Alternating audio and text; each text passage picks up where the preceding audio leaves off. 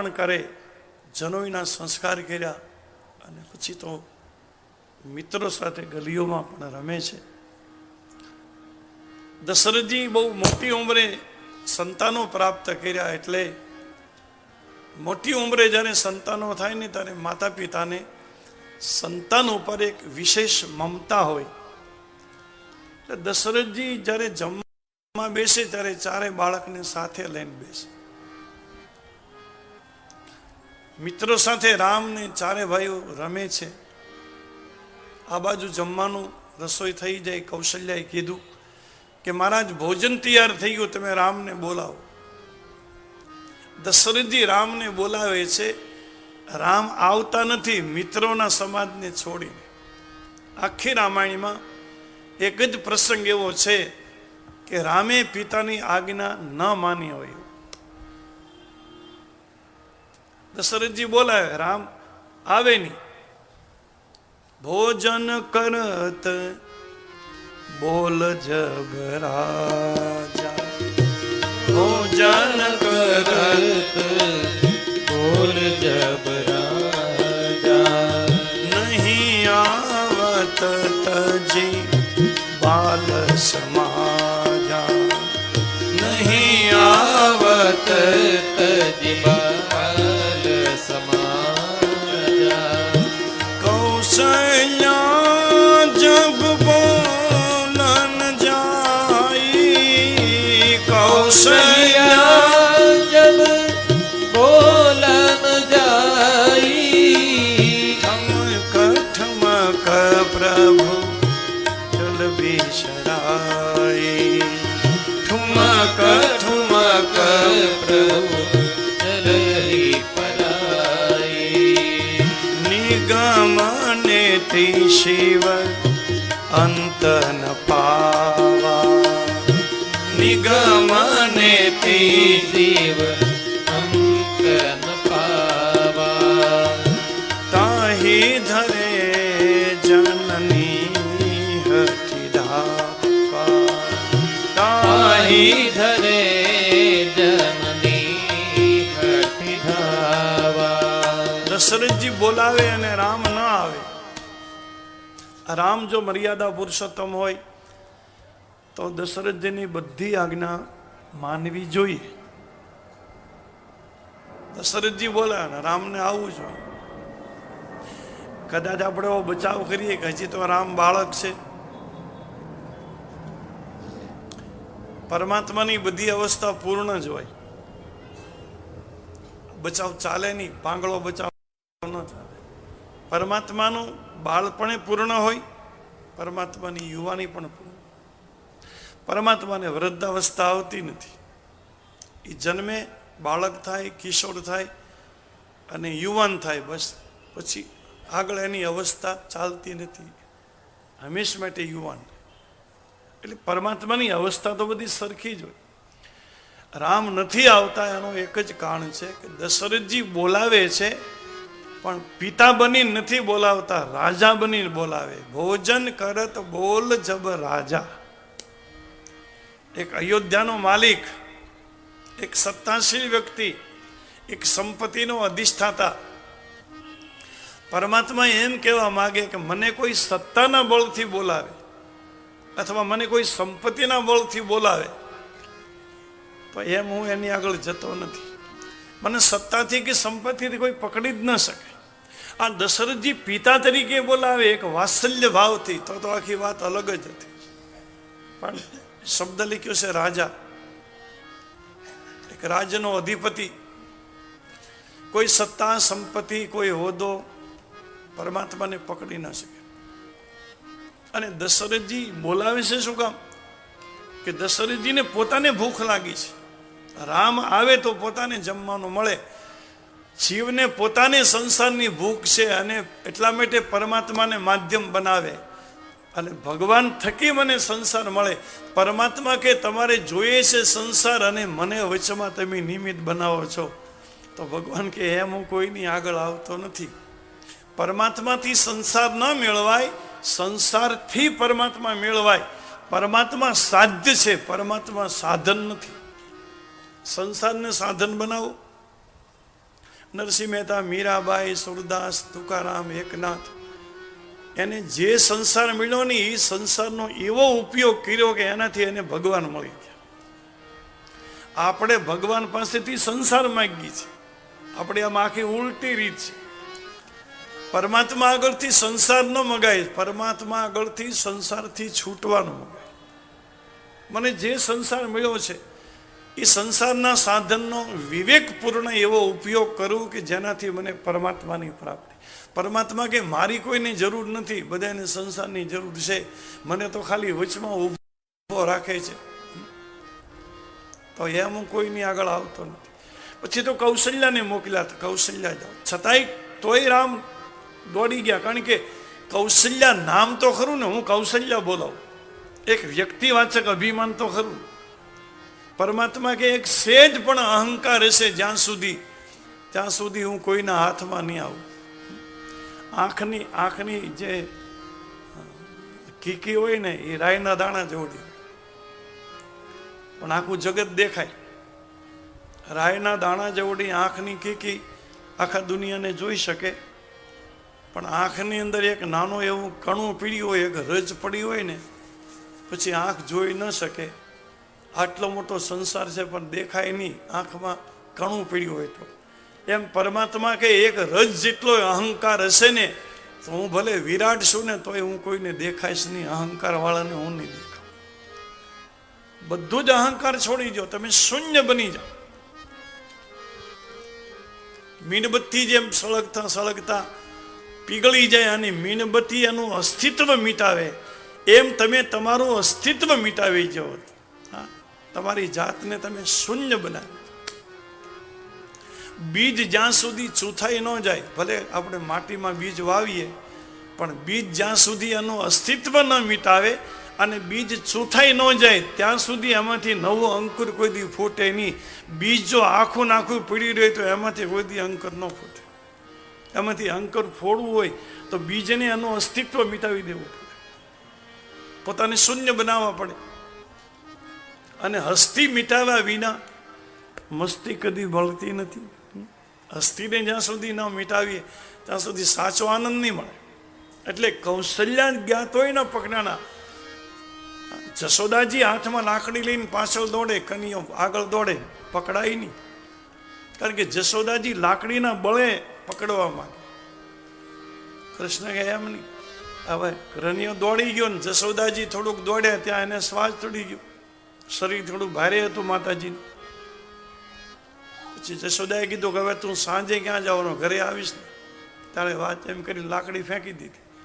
લાકડી ફેંકી દીધી એટલે કનૈયો દોડીને જશોદા આગળ આવ્યો કે માં બીજા બધા બળ મૂકી દે, તું તારા બળથી મને બોલાય ને તો જ હું આવું.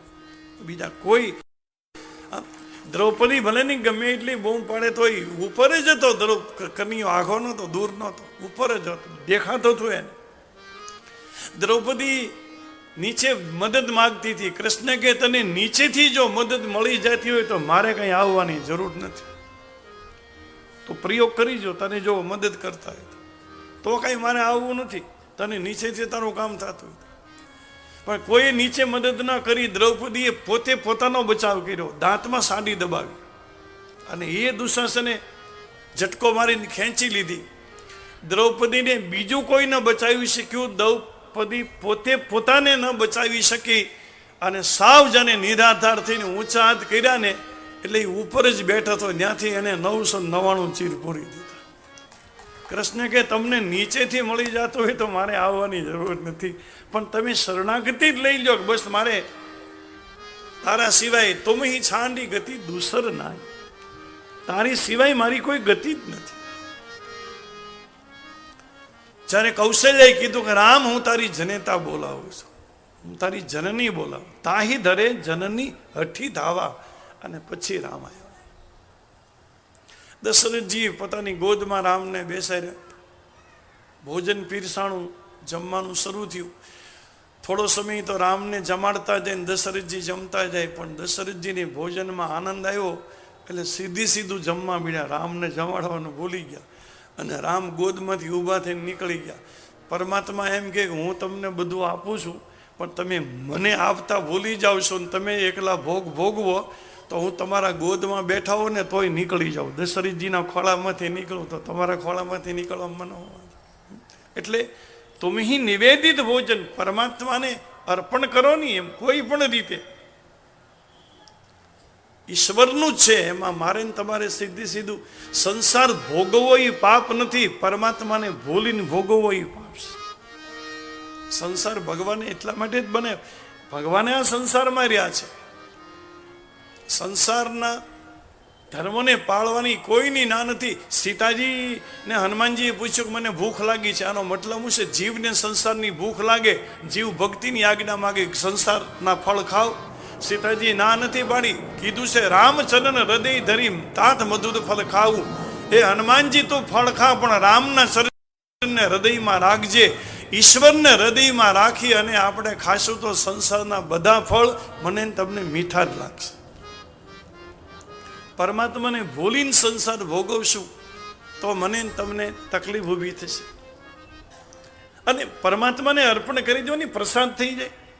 ભગવાનને જે ધરી એ પ્રસાદ જ થઈ જાય. સંસારના સુખ મળ્યા એ ભગવાનને ધરીને જ ભોગવો, ગમે તે પ્રસાદ થઈ ગયો કહેવાય. અને પ્રસાદ મારા તમારા પાપને બાળે અને પ્રસાદથી કોઈ દી બીમાર ન પડે. તમે સત્યનારાયણના પ્રસાદથી કોઈ દી કોઈ સાંભળ્યું કે સત્યનારાયણનો શીરો ખાધો ને શરદી થઈ ગઈ? થાય જ નહીં. પણ તમારો વેવાય આવે નવો ત્યારે તમે શીરો જ કરો, એમાંય રવો ઘી ખાંડ જ હોય, સત્યનારાયણમાં એ જ હોય. પણ સત્યનારાયણનો પ્રસાદ આપણે આંખે અડાડીએ, એમાં તુલસી પત્ર પધરાવ્યું હોય, ભગવાનને ધીરી હોય, ભગવાનની કૃપા દૃષ્ટિ પધરાવી હોય એટલે એ દિવ્ય થઈ જાય ને એ ખાઈએ એટલે મને તમને બીમારી ન આવે. પણ તમે વેવાઈની સામે જ્યારે શીરો ખાવ ને ત્યારે હાંઢીઓ ગળે એમ ગોળા ગળતા હો એટલે તમને શરદી થઈ જાય, કારણ કે એ કાંઈ પ્રસાદ નથી. નહીતર વસ્તુ એકની એક જ છે. એમ સીધો સંસાર ભોગવવો એ દોષ લખ્યો છે. પછી તો ધીરે ધીરે ચારે ભાઈઓ મોટા થાય છે. વશિષ્ઠ મહારાજના આશ્રમે અભ્યાસ કરવા માટે જાય છે. પરમાત્માને તો જો કે ભણવાનું ના હોય, જેના શ્વાસમાં ચારે વેદ ચાલતા હોય, પણ ગુરુ પરંપરાનો મહિમા રાખવા અને ગુરુ આશ્રમની એક અસ્મિતાને નિભાવવા માટે ભગવાન ચારે ભાઈઓ સાથે વશિષ્ઠના આશ્રમે વિદ્યાભ્યાસ કરવા જાય. થોડા સમયમાં વિદ્યા બધી સંપન્ન કરી અને ચારે ભાઈઓ અયોધ્યામાં આવે. અને પછી તો શું ભણ્યા શું? પ્રાતકાલ ઉઠી કે રઘુનાથા, માત પિતા ગુરુ ના વહી માથા. પ્રાતકાળે વહેલા જાગી જાય, સૂર્યોદય પહેલા જાગે, સરયુ ગંગામાં સ્નાન કરે, માતાઓને પ્રણામ કરે, પિતાને પ્રણામ કરે, ગુરુને પ્રણામ કરે. આપણી વેદની જે પરંપરા માતૃદેવો ભવ, પિતૃદેવો ભવ, આચાર્ય દેવો ભવ, વેદને ધર્મને જીવનમાં ઉતાર્યો છે. આ યશો માગી કરહી પુર કાજા. દશરથજીની આજ્ઞા લઈ નગરીનું કાર્ય કરે. બબે ભાઈની જોડી છે, રામ અને લક્ષ્મણજી, ભરત ને શત્રુઘ્ન. અયોધ્યામાં નાનામાં નાનો માણસ હોય એની આગળ પણ ભગવાન જાય અને એને પૂછે તમારે કાંઈ તકલીફ નથી ને? કાંઈ પણ તકલીફ હોય તો અમને કહેજો, અમારી કાંઈ સેવાની જરૂર હોય તો. એટલે રામના શીલ માથે આખી અયોધ્યા મુગ્ધ બની છે. રામની જે મર્યાદા છે, રામનો જે સ્વભાવ છે, જાસુ સ્વભાવ હરિહી અનુકૂલા, જેનો સ્વભાવ દુશ્મનને પણ અનુકૂળ લાગે, આવો રામનો સ્વભાવ છે. એટલે રામના સ્વભાવ અને શીલ માથે આખી અયોધ્યા મુગ્ધ બની. દશરથજી પણ જેના ચરિત્ર જોઈ અને રાજી થાય. અને હવે તો રામ ખાસી રીતે મોટા થયા, દશરથજીને રાજકાજમાં હવે મદદ કરે છે. એક પ્રસંગ તુલસીદાસજી મહારાજ લાવે છે. વિશ્વામિત્ર કરી અને એક ઋષિ છે, જે ઋષિ સમાજ સાથે યજ્ઞ યાગાદી સિદ્ધાશ્રમ ક્ષેત્રમાં કરે છે. રાક્ષસોને લીધે એ યજ્ઞ વિધ્વંસ પામે છે, યજ્ઞને તોડે છે રાક્ષસો. અને વિશ્વામિત્ર જેનું યજ્ઞનું અનુષ્ઠાન પૂર્ણ થતું નથી, એમાં વિશ્વામિત્રીએ સાંભળ્યું કે અયોધ્યામાં ભગવાનનું પ્રાગટ્ય થયું અને વિશ્વામિત્ર અયોધ્યામાં આવે છે. પણ વિશ્વામિત્રની મહાનતા બહુ ગાય છે તુલસીદાસજીએ. રામાયણ કાળમાં ઋષિઓ ઘણા હતા, પણ વિશ્વામિત્ર જેવો કોઈ કર્મઠ મહાત્મા નહોતો, તપસ્યામાં અગ્રસર. અને વિશ્વામિત્ર જેવી કઠિન સાધના કોઈ કરી ન શકે, કોઈ ઋષિની તાકાત નથી. શરીરને અતિશય કસે છે. વિશ્વામિત્ર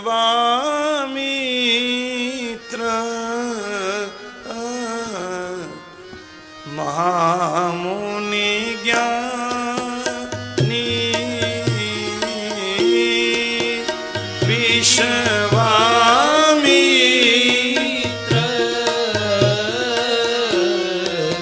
મહામુનિ જ્ઞાની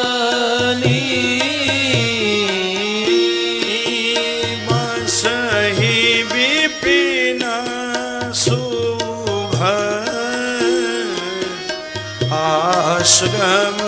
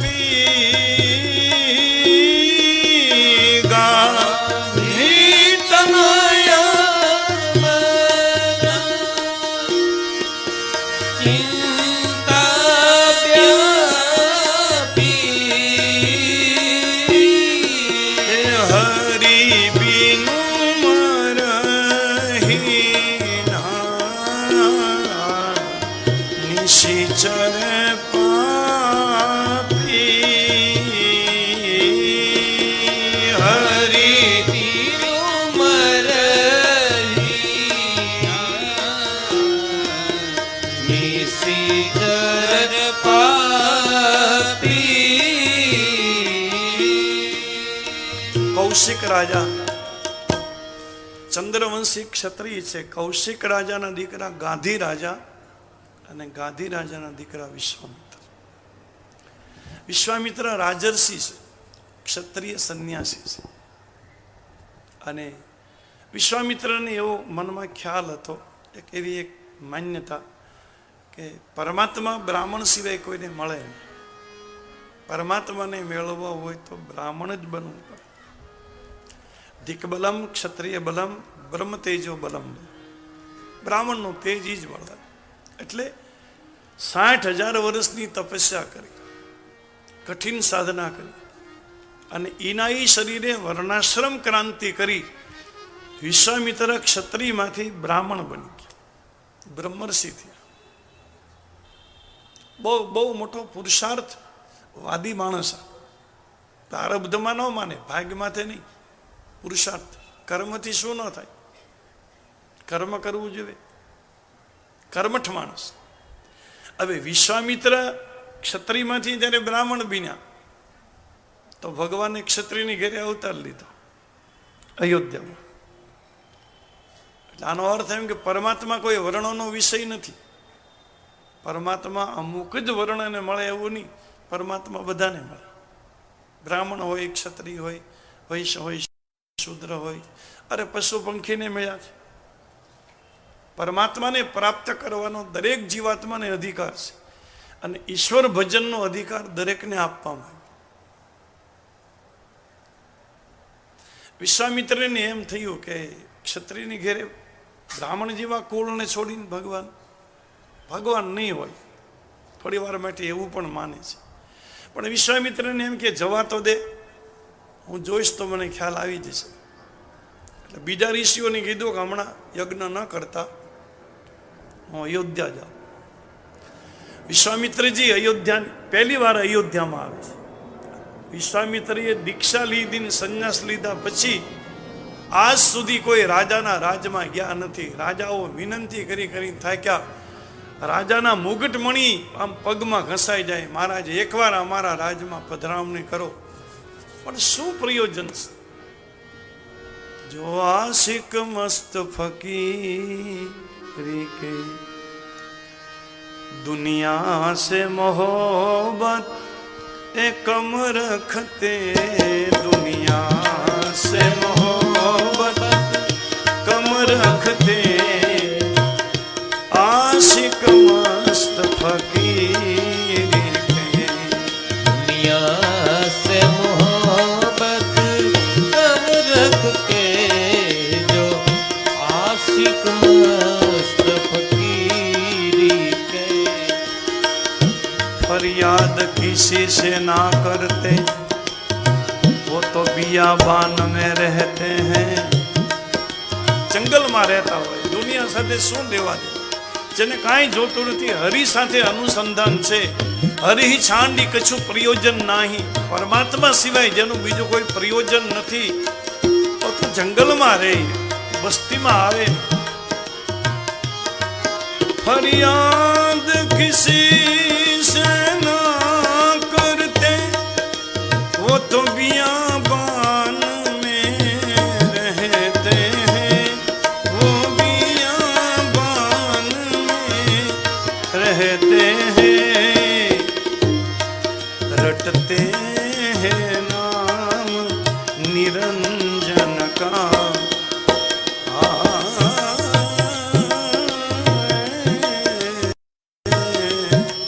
रटते हैं नाम निरंजन का। अपनी काया को कसते हैं आशिक मस्त फकीरी के।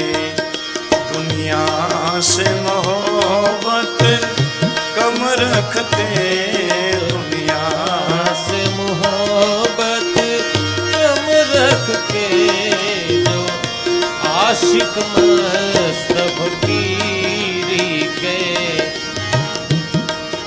लाल कहे ये मस्ती है, बाकी सब मस्ती ऊपर की है। ये लाल कहे ये मस्ती है,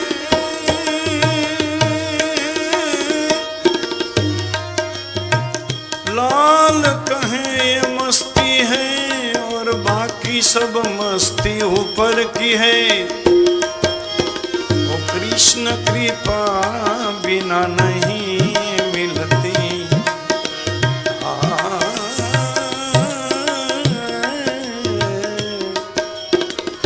कृष्ण कृपा बिना नहीं मिलती। ये मस्ती सदगुरु के घर की है, ये मस्ती सदगुरु के घर की है। आशिक मस्त फकीर, दुनिया से मोहब्बत कम रख के, दुनिया से मोहब्बत कम रखते जो आशिक मस्त फकीरी। विश्वामित्र कहीं गया नहीं, पहली बार अयोध्या में અને એ વગર આમંત્રણે, दशरथ નું आमंत्रण नहीं, वो अपने आप आते, सामने से जाते, पर मनोरथ करता जाइस। भगवान हसे नहीं हो, हसे करत मनोरथ बहुविधि, जात लागी नहीं बार, सरयू जल मज्जन करी गए भूप दरबार। क्यारे अयोध्या आवी खबर न रही, सरयू गंगा में स्नान करी अने दशरथ जी ना दरबार प्रति प्रयाण करे। आ बाजू दशरथ जी ने खबर पड़ी, विश्वामित्र, अरे दशरथ जी राजी था, आटली मोटी विभूति, विश्वामित्र जेवी विभूति मारी नगरी में दौड़्या छे, एकदम सामे लाकड़ी पड़े एम विश्वामित्रना चरणे पड़ी जाए दशरथ। विश्वामित्र कुशलता पूछे, दशरथ जी बहुत सारू बोल्या कि बाप जी आप तो महापुरुष छो, परम विभूति छो, आपनो आगमन एक ज बात सूचवे कि बाप जी मैं तो कोई पुण्य नहीं कर्या, पण मारा बाप दादाए बहु पुण्य कर्या हशे, એટલે आप जेवा महापुरुष अमारी नगरी में क्या थी, अमने तमारू दर्शन क्या थी प्राप्त था। आ तो अमारा वडीलोना पुण्यनो प्रभाव से, परिणामे આપ અહીંયા અમને સનાથ બનાવવા આવ્યા. અને આપ જેવા મહાપુરુષનું અહીંયા આગમન થાય એનાથી દુનિયામાં વિશેષ બીજી કુશળતા કઈ હોય? અને ચડિયાથી કોઈ કુશળતા જ નથી. આ તો પરિવાર સાથે હમ સબ ધન્ય સહિત પરિવાર, અમે પરિવાર સાથે ધન્ય થઈ ગયા. બાપજી બહુ મોટું સ્વાગત ભાવથી દશરથજી વિશ્વામિત્રને બેસાડે સિંહાસન ઉપર. ચરણ કમળને ધોયા છે, ચરણનું ધોયેલું જળ બધું ભવનમાં છંટાયું. વિવિધ ભાનથી ભોજન કરવાવા, વિવિધ પ્રકારે ભોજન કરાયું. વિશ્વામિત્ર ચાલીને આવ્યા ને એનો પંથ શ્રમ બધો નીકળી ગયો, રસ્તાનો થાક નીકળ્યો. દશરથજી નીચે બેઠા ને પછી બહુ સારું બોલ્યા કે બાપજી આવી કૃપા તમે કોઈ વાર કરી નથી, આજ અચાનક આવી કૃપા કરવાનું કારણ શું? અમારી કોઈ જરૂર હોય તો અમે તો તમારા સેવક છીએ, તમારે અમને આજ્ઞા આપવી જોઈએ. અમે તો નંગે પેર દોડીને આવીએ, ઉઘાડે પગે, પણ તમે કષ્ટ ઉઠાવીને આવ્યા બાપજી. આવ્યા એ સારું થયું, મારી નગરી ધન્ય થઈ, અમે બધા ધન્ય બન્યા. પણ તમારે અયોધ્યામાં આવવું થયું તો તમે સંદેશો મોકલ્યો હતો બાપજી, તો આ હાથી ઘોડા રથ બધું કોના માટે છે? હું અહીંથી રથ મોકલાવત, પણ તમારી જેવા મહાપુરુષને ચાલીને આવવું પડે, કષ્ટ ઉઠાવી. અને અમારી સંપત્તિ એક સાધુના ઉપયોગમાં ન આવે તો અમારી સંપત્તિમાં ધૂળ પડી કહેવાય મહારાજ. અમારી સંપત્તિનો કોઈ મતલબ નથી. પણ એક ગ્રસ્તી તરીકે પૂછું બાપજી કે હે કારણ આગમન તુમારા, હે કારણ આગમન તુમારા, કહું સકર તન લાવ બારા, કહું સકર તન લાવ બારા, ભૂપતિ અસુર સતાવ મોહી,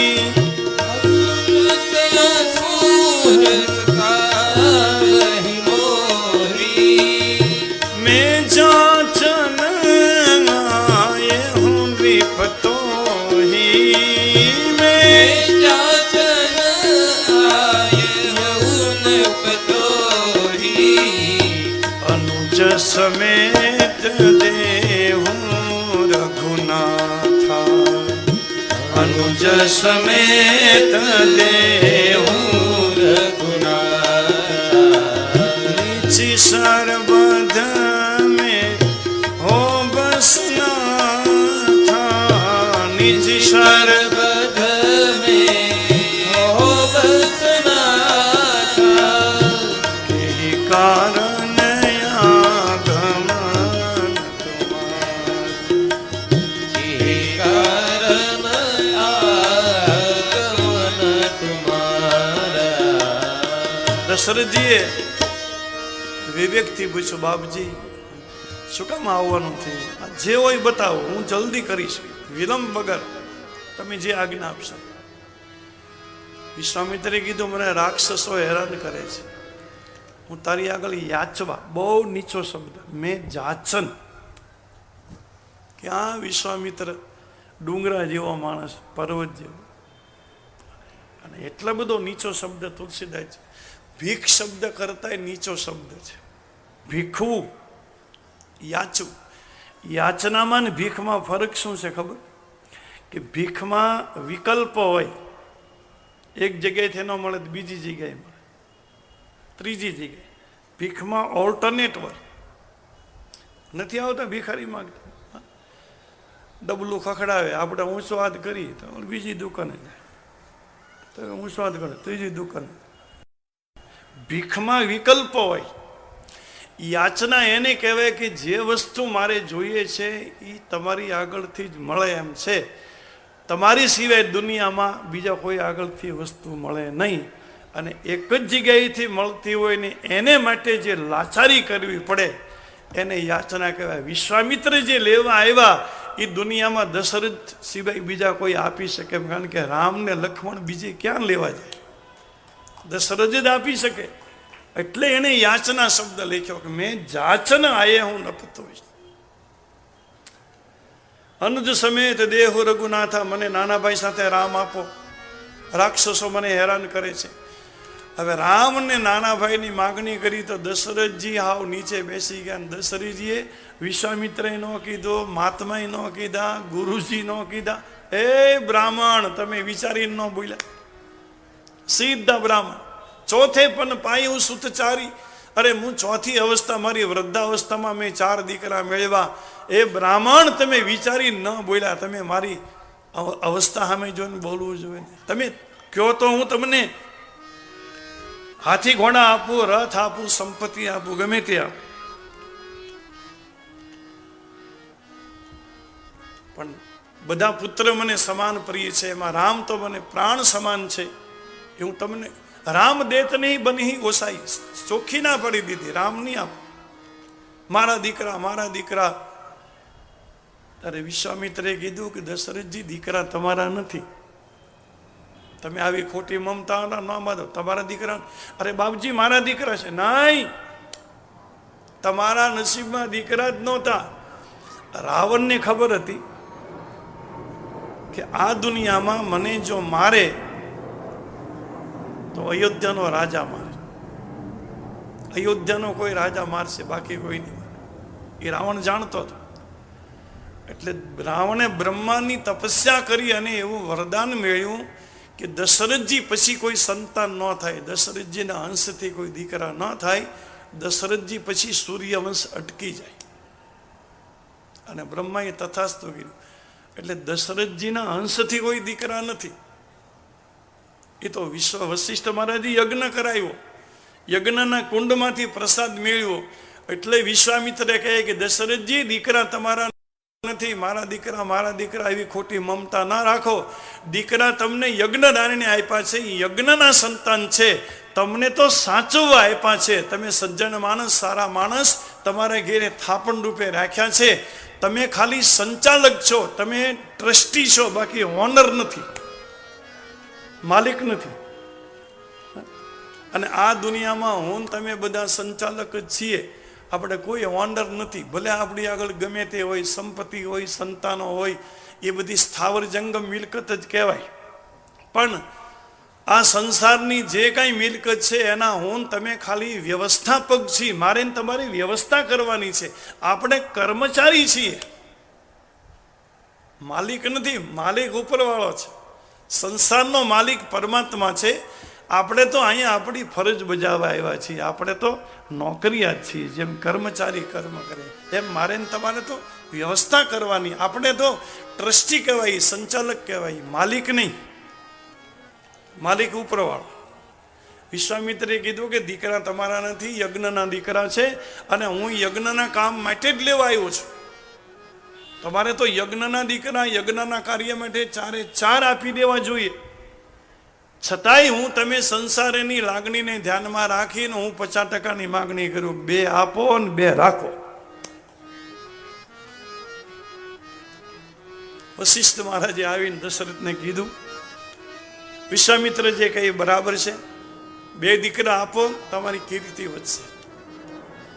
રામને લક્ષ્મણને તૈયાર કરે, માતાઓને પ્રણામ કરી, માતાઓનો આશીર્વાદ લઈ બંને ભાઈઓ કે અમારી સંત સેવા અને સંત ભક્તિ અમારી સફળ થાય એવો આશીર્વાદ આપો. વિશ્વામિત્ર રામ લક્ષ્મણને લઈ સિદ્ધાશ્રમમાં જાય. રસ્તામાં એક નિર્જન જગ્યા આવે છે. તાડકા કરીને ત્યાં રાક્ષસી રહેતી હોય, મહાકાય છે, પર્વત જેવડી. આકાશ માર્ગે આવે છે. વિશ્વામિત્રે રામને કીધું કે જો આ રાક્ષસી ઘણા ઋષિઓને ખાઈ અને મારો. અવતાર ચરિત્રના શ્રી ગણેશ સૌથી પહેલા રાક્ષસી આવી, કોઈ રાક્ષસ નો આવ્યો. રામ વિચારી કર્યો કે અમારા રઘુવંશમાં અમે હરિજન ઉપર, બ્રાહ્મણ માથે અને સ્ત્રી માથે હથિયારો વાપરતા નથી. આ રઘુવંશની મર્યાદા છે. કોઈ સ્ત્રી માથે અમે સુરવીરતા દેખાડીએ નહીં. અને આ સ્ત્રી જ આવી. પણ વિશ્વામિત્રની આજ્ઞા, ગુરુની આજ્ઞા સર્વોપરી હોય. પરમાત્મા કરતા ગુરુ તત્વ મોટું છે. એટલે રામે સરસંધાન કરીને એક બાણ માર્યું અને તાડકાને નીચે પાડી છે. એના શરીરમાંથી તેજ નીકળીને ભગવાનના શરીરમાં તેજ ભળી જાય. વિશ્વામિત્રજી આ નજરે જોઈને વિશ્વામિત્રને પૂરી ખાતરી થઈ કે ના, રામ બ્રહ્મ છે. કારણ કે મારી તો હું શકું ને, સાધનાના બળે ભસ્મની ચપટી નાખું તો એ બળી જાય. તપના બળથી હું મારી તો હું શકું, પણ હું તારી ન શકું. બાકી મારી શકે અને તારી શકે એ પરમાત્મા જ હોય, એ રામ એક જ, બીજો કોઈ. અને પછી તો વિદ્યા બધી જે શાસ્ત્ર વિદ્યા, શસ્ત્ર વિદ્યા વિશ્વામિત્રીએ બધી રામને સમર્પિત કરી. વડલાના પત્તાના દોના બનાવ્યા, એમાં જળ ભર્યું, બલાન અતિબલા નામે આપી અને બધી જ વિદ્યા સમર્પિત કરી. સિદ્ધાશ્રમમાં આવ્યા છે. ઋષિમુનિઓ બધા રાજી થયા. બીજા દિવસે વિશ્વામિત્ર યજ્ઞ નથી કરતા. રામ ને લક્ષ્મણ તો સવારે તૈયાર થઈને ઉભા ધનુષમાન લઈને, પણ વિશ્વામિત્રને એમ કે યજ્ઞનો ધુમાડો ખાઈને મારે જે મેળવું એ તો મારી ઝૂંપડીમાં આવી ગયું છે. હવે ધુમાડો ખાવાનો મતલબ શું છે? મારે જે મેળવું છે એ તો આવી જ ગયું છે પરમાત્મા. પણ રામે પછી કીધું કે બાપજી, સત્કર્મની પૂર્ણાહુતિ ન કરાય. સત્કર્મ કરતા કરતા ભલે પરમાત્મા મળે, પણ સત્કર્મ બંધ ન કરાય. સંસારમાં સત્કર્મ ચાલુ જ રહેવા જોઈએ. હું ભલે નહીં આવી ગયો, પણ યજ્ઞ તો આ દેશની પરંપરા છે, ધર્મની ધરોહર છે. આજ્ઞા ભગવાને આપે એટલે વિશ્વામિત્ર બધા ઋષિઓ યજ્ઞ કરે. અગ્નિ પ્રજ્વલિત કરી અને સમિધો હોમે છે, અને આકાશમાં ધુવાડો ચડે. મારીચ તાડકાનો દીકરો, જે રાક્ષસી મારી, એના બે દીકરા છે, મારીચ અને સુબાહુ. મારીચ પહેલો આવે છે અને ફણા વિનાનું બાણ માર્યું છે, 100 જોજન પાર ફેંક્યો. અને પછી સુબાહુ આવે, એને તો કાળદંડ માર્યું અને સુબાહુનો ઉદ્ધાર કર્યો. રાક્ષસ વગરની ધરતી કરી નાખી. આ બાજુ વિશ્વામિત્રના યજ્ઞનું અનુષ્ઠાન પૂર્ણ થયું. શ્રીફળ હોમાણું, મંત્ર પુષ્પાંજલિના મંત્ર બોલાય. હરિઓમ યજ્ઞ યજ્ઞમય જંત દેવાસ્થાની ધર્માની પ્રથમાન્યાસન. ભગવાન રામ લક્ષ્મણજી વિશ્વામિત્રને પ્રણામ કરે કે બાપજી, તમારી કૃપાથી અમે રાક્ષસ વગરની ધરતી કરી. વિશ્વામિત્ર એવા રાજી થયા, બે ભાઈને હૃદય લગાડે કે હે રઘુવંશના સિંહ, તમે આવ્યા ને અમારા અનુષ્ઠાન પૂર્ણ થયા. અત્યાર સુધી રાક્ષસો અમને હેરાન કરતા હતા, અમારા સત્રો અધૂરા હતા. આજે અમારું જ્ઞાન સત્ર સંપન્ન થયું છે. આનંદ થયો. થોડા દિવસ રોકાય, પણ દશરથજીએ કીધેલું કે તમારું યજ્ઞ પૂરો થાય તો રામને મૂકી દેજો. વિશ્વામિત્રને એમ થાય કે હવે તો રામને પાછા મૂકી આવવા જોઈએ અયોધ્યામાં. હવે મૂકી આવવું તો ખરો, પણ પાછું બીજી વાર ક્યારે રામ સાથે રહેવાનું થાય? બીજો આવો ક્યારે અવસર મળે? વિશ્વામિત્ર એવું ઈચ્છે છે કે રામની સાથે વધારે દિવસો રહેવાનો થાય. ત્યાં જનક મહારાજના સમાચાર આવ્યા, પત્રિકા આવી, સીતાજીનું સંયવર. એટલે વિશ્વામિત્રજીને એમ મેળ પડી ગયો કે ના, હવે હું કહી દઉં. પણ શબ્દ બદલી નાખ્યો છે. વિશ્વામિત્ર એમ કે રામને કે આપણે જનકપુરીમાં જવું, જનકની દીકરીનો સંયવર. તો રામ એમ કહીને કે અમે કોઈના સંયવરમાં જવા નથી આવ્યા, અમે તો યજ્ઞના કામ માટે આવ્યા. યજ્ઞનું કામ હોય તો બતાવો. એટલે વિશ્વામિત્રીએ સંયવરનું નામ જ ન લીધું, ધનુષ યજ્ઞ છે એમ કીધું કે આપણે જનકપુરીમાં ધનુષ યજ્ઞ છે, તમે યજ્ઞના કામ માટે જ આવ્યા છો. રામને એમ કે અહીંયા યજ્ઞ છે એવો જનકપુરીમાં છે, ને અહીંયા કોઈ હેરાન કરે એમ ત્યાંય કોઈ હેરાન કરતું છે.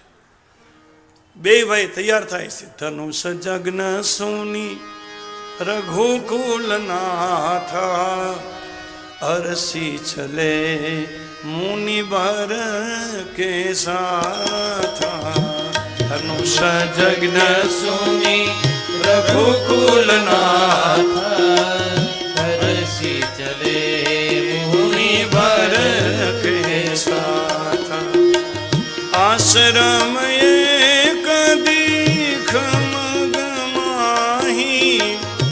ખગમૃગ જીવ જંતુ તહનાહી. આશ્રમ એક મગમાહી, ખગમગ જીવ જંતુ તહનાહી. પૂછા મુનિ શિલા પ્રભુ દેખી, સકલ કથા મુનિ કહી વિશેષી. પૂછા મુનિ શિલા પ્રભુ દેખી, સકલ કથા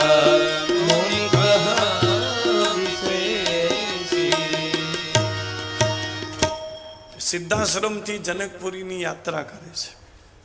વચ્ચે એક શૂન્ય જગ્યા આવી છે. પહેલા કોઈ ત્યાં રહેતું હશે, હમણાં હવે તો કોઈ પશુ પક્ષી નથી, કોઈ મૃગ નથી.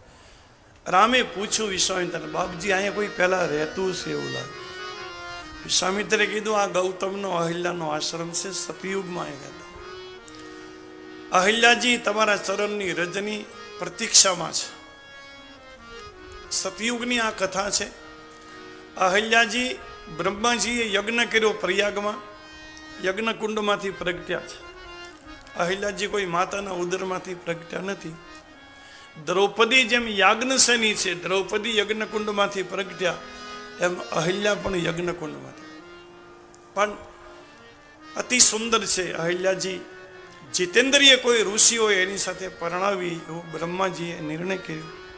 ગૌતમ મુનિની પરીક્ષા કરીને ગૌતમ જીતેન્દ્રિય જ્યારે સિદ્ધ થયા પછી અહિલ્યાનું લગ્ન ગૌતમ સાથે કર્યું છે. એને 2 સંતાન થાય છે. એક દીકરો શતાનંદજી જે જનકજીના કુલગુરુ છે, અને એક દીકરી છે એ અંજનાબાઈ છે.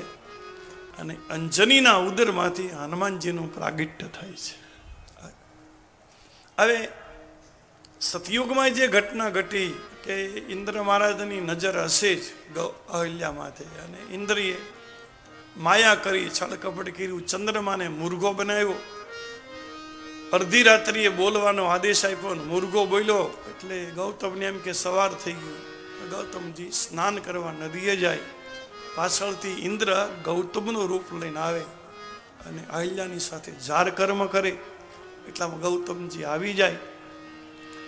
ખબર પડે ગૌતમને ક્રોધ આવ્યો, ઇન્દ્રને શ્રાપ આપ્યો કે તું સ્વર્ગનો રાજા, તારી આગળ એટલા બધા ભોગ છે, તારી પત્ની સચી છે, સુંદર અપ્સરાઓ મેનકા, ઉર્વશી, તિલોત્તમા, રંભા, ધરતાચી, અને ઇન્દ્ર સ્વર્ગના એટલાય ભોગથી તારી ભૂખ ન ભાંગી, તું સાધુના ઝૂંપડા સુધી આવી ગયો. ધિક્કાર છે તારી લાલસાને. જ્યાં તારા શરીરમાં 1000 છિદ્ર પડે, તારું કરેલું બધું પુણ્ય